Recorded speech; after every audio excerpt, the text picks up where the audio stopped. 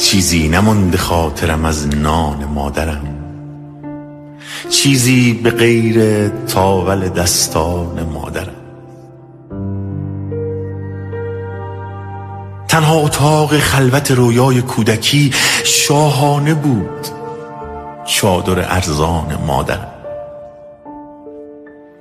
قایم که می شدیم کسی کارمان نداشت در چادر گرفته به دندان مادرم.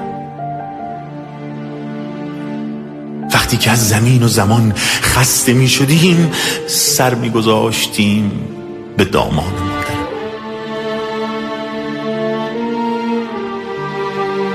اقساط ماهیانه بابای کارگر کم بود در مقابل ایمان مادرم.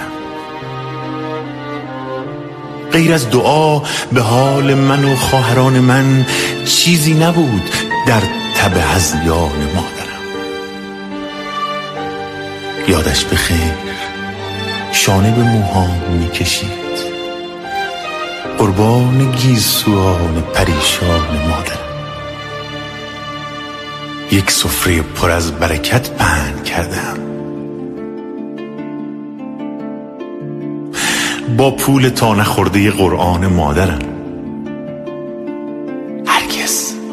هرگز قسم به جان عزیزش نخوردم. دلتنگ مادرم شده، جان مادرم. کو شانه‌ای که سر بگذارم به روی آن حالا که آمده است سر شانه.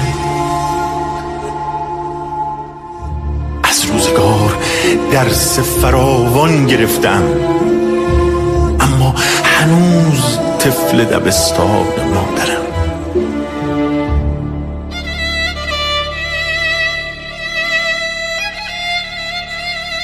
وقتی که از زمین و زمان خسته می شدیم سر می گذاشتیم به دامان مادرم.